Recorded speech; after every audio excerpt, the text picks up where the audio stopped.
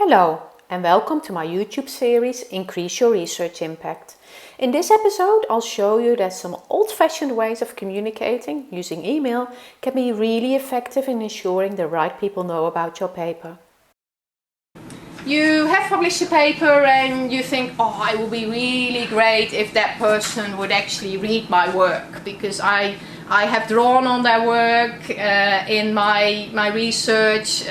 I've met this person at a number of conferences and I'm not sure they would pick up the article if I didn't point it out to them, or they might pick it up, but they might only pick it up in a year's time when it appears in print, rather than now when it appears in online first. Or when you only have a pre-publication version. So in this case I prefer to use the published version, but you can use it for pre-publication versions as well. What I typically do is I just keep the paper in a folder in my computer, so if anyone sends me an email saying I'm interested in a particular paper, it takes me literally less than a minute to send a response back. It's not like, oh my god, where do I have that paper? I can't find it anymore, I'll let it go.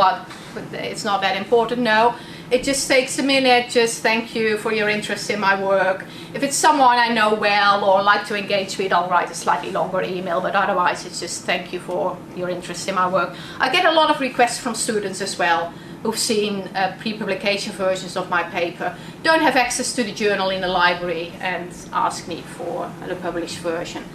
But if you're a junior academic, this is a really good way to start building your network. You've cited a lot of these academics in your paper, you're building on their work, so you want them to know about your work. But at the same time, you don't want to be obnoxious. We have heard the other day, someone said, well, we had a junior academic in our department and they had a paper accepted and they sent it to everyone in the school, and look, I have this new paper accepted, and and they were like, okay, it's the first paper, so fine, yeah, but that's not normally something you do. Not everyone will be interested in reading that paper, and then it's more like email clutter. So you're targeted. You only send it to people who you think will be interested. People you want them to read it, but you also think they might be interested, because otherwise there's no use, they will just delete the email. So just to show you how this can be done in a nice way. This is an email I received quite a while ago from a PhD student, or then PhD student, I met when I gave a presentation at Victoria University in New Zealand. She was doing her PhD then. She had now finished her PhD, published a couple of articles, but also she had a doodle created about her research. And I don't know whether you know what a doodle is. I didn't. So many languages, so many employees. How does it all work? By Dr. Have you ever wondered how you manage languages in a multilingual setting?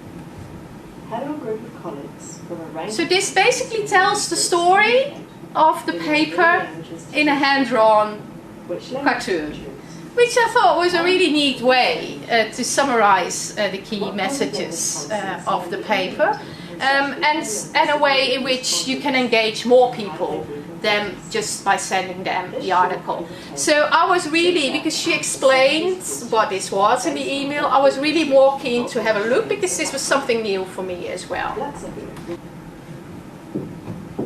What she also did was include a picture of herself, which I normally don't expect people to do, but in this case, because it had been 8 years since I saw her, it was quite useful. But it's not like, okay, here's my work, go and read it. It's a nice introduction. You might not remember me, but this is where we met. This is why I think you might be interested. Another one, which I got a year ago, someone who'd written an article that cited my work in the Academy of Learning and Education and was about a related topic.